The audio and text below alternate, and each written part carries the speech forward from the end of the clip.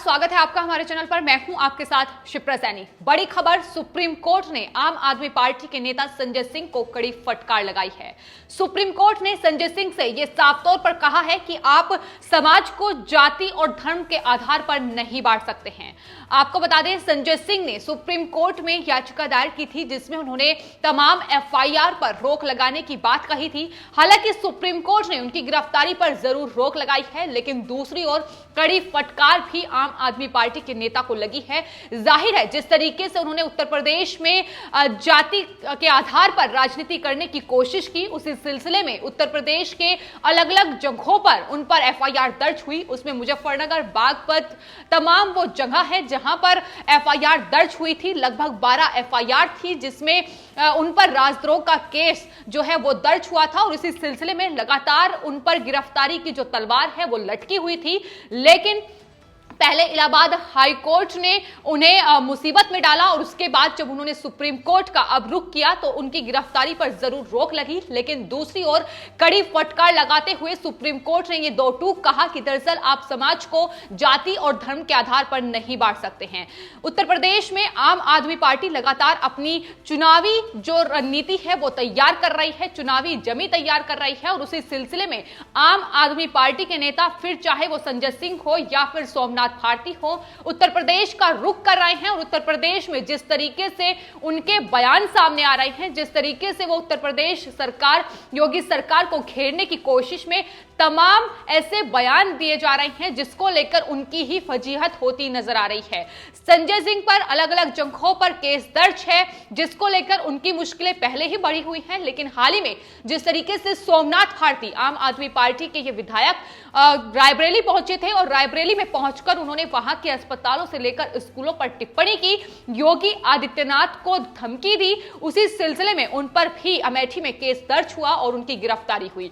तो ये सिर्फ संजय सिंह की बात नहीं है, बल्कि आम आदमी पार्टी लगातार उत्तर प्रदेश में अपनी जो चुनावी जमी है उसे तैयार करने की कोशिश कर रही है। लेकिन संजय सिंह से लेकर सोमनाथ भारती तक ये तमाम वो नेता हैं जो लगातार आम आदमी पार्टी की मुश्किलें बढ़ाते नजर आ रहे हैं। और अब सुप्रीम कोर्ट ने जो उन पर राजद्रोह के जो केस थे, जो एफआईआर थी, उन्हें दरअसल रद्द करने से तो इनकार कर दिया, लेकिन गिरफ्तारी पर जरूर रोक लगाई है।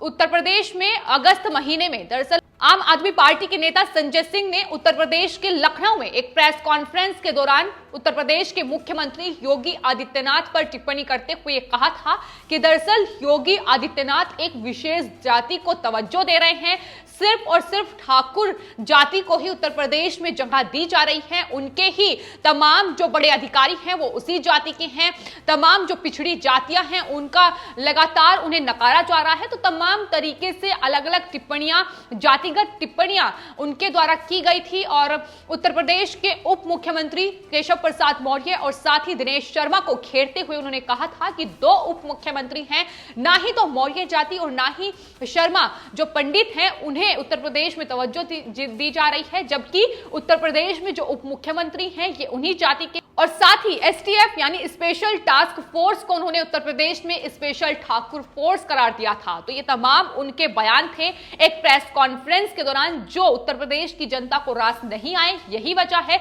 कि तमाम अलग अलग जगहों पर संजय सिंह के खिलाफ राजद्रोह का एक मुकदमा दर्ज किया गया, जिसको लेकर मुश्किलें उनकी लगातार बढ़ रही थी, क्योंकि सुप्रीम कोर्ट से पहले उन्हें फटकार लगाई जा चुकी है, उन्हें निराशा ही हाथ लगी। लेकिन उसके बाद अब सुप्रीम कोर्ट ने जरूर उनकी गिरफ्तारी पर राहत दे दी है, लेकिन आने वाले वक्त में मुश्किलें कम नहीं हैं, क्योंकि आने वाले वक्त में एक बार फिर से इस मामले की जब सुनवाई होगी तो मुश्किलें बढ़ भी सकती हैं। सुप्रीम कोर्ट ने सुनवाई के दौरान यह कहा है कि उत्तर प्रदेश पुलिस को कथित तौर पर नफरत फैलाने वाले मामलों में संजय सिंह के खिलाफ कार्रवाई करने के लिए राज्यसभा के सभापति से मंजूरी लेने से रोका नहीं जा रहा है, क्योंकि राज्यसभा में सांसद है, इसलिए राज्यसभा के सभापति की मंजूरी जरूरी है। ऐसे में सुप्रीम कोर्ट ने उस पर भी टिप्पणी की। सुप्रीम कोर्ट ने आम आदमी पार्टी के सांसद संजय सिंह से यह भी साफ तौर पर कहा कि आप जाति और धर्म के आधार पर समाज को बांट नहीं सकते हैं।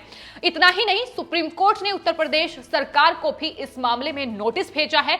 इसके अलावा आपको बता दें, सुप्रीम कोर्ट ने कुछ वकीलों की ओर से जो याचिका दायर की गई थी उन्हें भी खारिज कर दिया है, जो राजद्रोह के मामले में लगने वाली आईपीसी की धारा 124A के दुरुपयोग के खिलाफ दायर की गई थी। कोर्ट ने यह कहा है कि वकीलों की तरफ से दायर याचिका पर सुनवाई नहीं हो सकती है।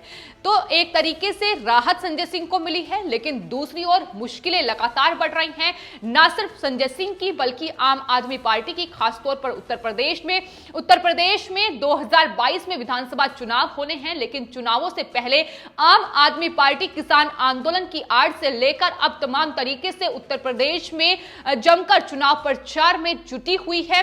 तमाम तरीके से किस तरीके से जनता के वोट हासिल किए जाएं, क्या वो चुनावी स्टंट खेले जाएं, उनकी कोशिश लगातार जारी है। और यही वजह है कि तमाम तरीके से घेरने की कोशिश योगी सरकार को हो रही है।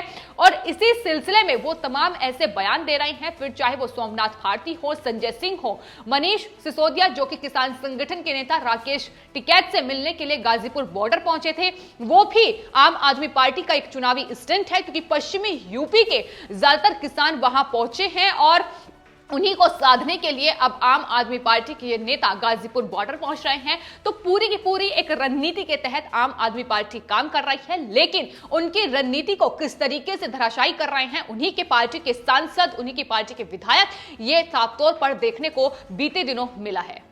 तो उत्तर प्रदेश में जातीय राजनीति में अब आम आदमी पार्टी कूदने की कोशिश कर रही है, लेकिन तगड़ा झटका पहले ही मिल चुका है। लेकिन अभी चुनावों में वक्त है, ऐसे में देखना होगा कि आम आदमी पार्टी आखिर कौन कौन से वो हथकंडे अपनाती है। लेकिन फिलहाल जिस तरीके के आरोप वो योगी सरकार पर मढ़ रही है, जाहिर है मुश्किलें लगातार उनकी बढ़ रही है। लखनऊ से लेकर और मुजफ्फरनगर, बागपत तक उन पर केस दर्ज हो चुका है। आने वाले वक्त में मुश्किलें बढ़ेंगी। तो वहीं दूसरी ओर दिल्ली के मुख्यमंत्री अरविंद केजरीवाल की बेटी हर्षिता के साथ एक फ्रॉड का मामला सामने आया है। अरविंद केजरीवाल की बेटी हर्षिता से 34,000 रुपए की ठगी की गई है। दरअसल हर्षिता ने एक ई-कॉमर्स प्लेटफॉर्म पर सोफा बिक्री के लिए तमाम डिटेल्स दी थी और एक व्यक्ति ने खुद को खरीदार बताकर उनके साथ ये ठगी की है, जिसके चलते अरविंद केजरीवाल और उनकी बेटी हर्षिता ने दिल्ली पुलिस के पास एफआईआर दर्ज भी करा दी है। पुलिस ने भी इस बारे में जानकारी देते हुए बताया है कि तमाम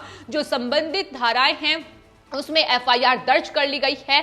लेकिन किस तरीके से अरविंद केजरीवाल की बेटी के साथ ये फ्रॉड हुआ, दरअसल जो व्यक्ति खुद को खरीदार बता रहा था उसने एक क्यूआर कोड भेजा और उसे स्कैन करने के लिए कहा, ताकि जो पूरी रकम है वो उसके खाते में ट्रांसफर कर दी जाए। और ऐसा जब किया गया तो हर्षिता के खाते से पहले 20,000 रुपये काटे गए और उसके बाद 14,000 रुपये की ठगी की गई। यानी कुल मिलाकर 34,000 का एक बड़ा फ्रॉड सामने आया है। ये खुद दिल्ली के मुख्यमंत्री हैं अरविंद केजरीवाल, उनकी बेटी के साथ ये ठगी का मामला है। लेकिन ना सिर्फ ये एक ऐसा मामला है, बल्कि तमाम रोजाना ना जाने कितने ऐसे ऑनलाइन फ्रॉड के मामले सामने आते हैं, जिन पर लगातार सवाल उठ रहे हैं कि किस तरीके से साइबर फ्रॉड हो रहा है, किस तरीके से ई-कॉमर्स साइट के जरिए लोग ठगी कर रहे हैं। इसको लेकर भी लगातार सवाल उठते आए हैं, जिस पर तमाम तरीके से एक्शन लेने की बात कही गई है, लेकिन मामले कम होने का नाम नहीं ले रहे हैं। हालांकि अब खुद दिल्ली के मुख्यमंत्री की बेटी के साथ ये फ्रॉड का केस सामने आया है, जिसके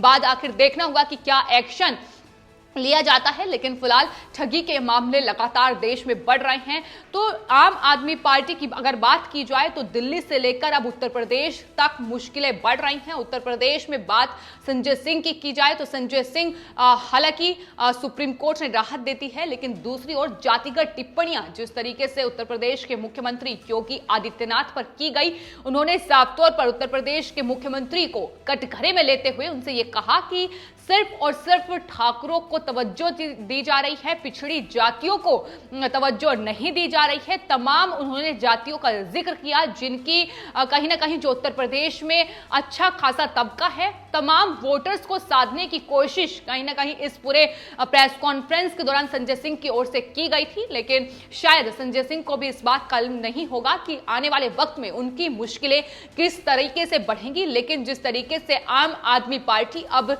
तमाम अपना चुनावी जो सफर है उत्तर प्रदेश में वो तय करने की कोशिश में किस तरीके से टिप्पणियां कर रही हैं। उत्तर प्रदेश के अस्पतालों को लेकर सोमनाथ भारती की ओर से जो टिप्पणी की गई थी, वहां की जनता में खासा गुस्सा था। यही वजह है कि सोमनाथ भारती के ऊपर शाही भी उड़ेल दी गई। उत्तर प्रदेश के अस्पतालों को लेकर सोमनाथ भारती, जो कि आम आदमी पार्टी के मालवीय नगर से विधायक हैं, उन्होंने कहा था कि उत्तर प्रदेश के अस्पतालों में बच्चे तो पैदा होते हैं लेकिन कुत्ते के बच्चे पैदा होते हैं। तो ये हैं वो आम आदमी पार्टी के नेता, विधायक, सांसद जो इस तरीके से सिर्फ और सिर्फ अपनी राजनीति को चमकाने के लिए किसी भी हद तक गिरते नजर आते हैं और फिर जब मुश्किलें बढ़ती हैं तो कहते हैं कि दरअसल जो एफआईआर दर्ज की गई है सुप्रीम कोर्ट में, ये दलील देते हैं कि ये राजनीति से प्रेरित होकर तमाम एफआईआर दर्ज की गई हैं। अब सवाल यह उठता है कि अपनी राजनीति को चमकाने के लिए तो आखिर ये लोगों को जाति और धर्म के आधार पर क्यों बांटते हैं। यही सवाल सुप्रीम कोर्ट की तरफ से भी संजय सिंह से पूछा गया कि आखिर क्यों जाति और धर्म के आधार पर आप लोगों को बांट रहे हैं।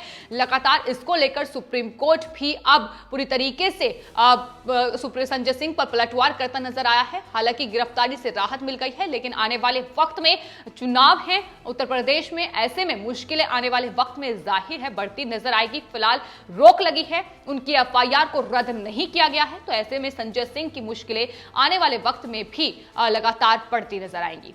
फिलहाल आपकी इस पूरे मामले पर क्या राय है, हमें कमेंट बॉक्स में जरूर लिखें और चैनल को सब्सक्राइब करें। धन्यवाद।